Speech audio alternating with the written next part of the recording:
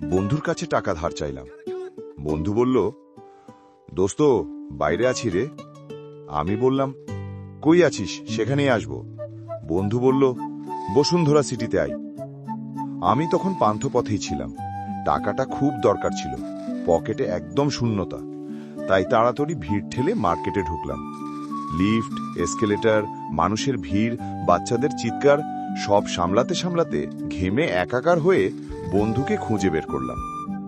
অবশেষে চোখে পড়ল বন্ধু। কাছে যেতেই সে আমার হাতে 5টা বিশাল শপিং ব্যাগ ধরিয়ে দিল। দোস্ত, এই ব্যাগগুলো একটু ধর, আমি টাকাটা এটিএম বুথ থেকে তুলে আনি।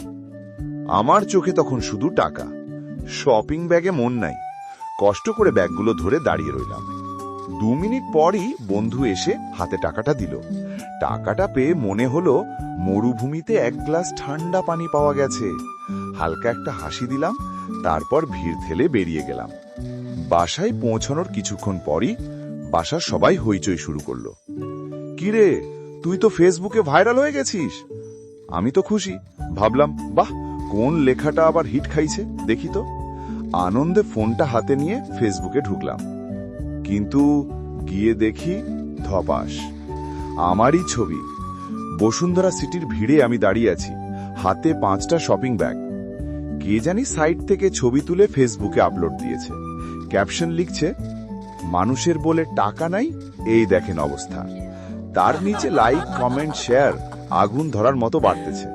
কেউ লিখছে, দেখেন এরাই আবার অনলাইনে কাঁদে, পকেটে 10 টাকা, চোখে 1000 স্বপ্ন, আসলে পুরো বাটপার। আরেকজন লিখছে, ভাইরে, এরা দিন শেষে আবার আমাদেরই উপদেশ দেয় যে টাকা দিয়ে সুখ কেনা যায় না, আগে নিজের শপিং ব্যাগ সামলাও। মাথায় যেন বাজ পড়ল। আমি চিৎকার করে বলতে চাইলাম, এই ব্যাগগুলো আমার না রে শালা, এগুলো বন্ধুর। কিন্তু কে শোনে কার কথা? এখন আমি শুধু ভাইরাল না, লোকজনের চোখে ফেক মধ্যবিত্ত নামেও পরিচিত।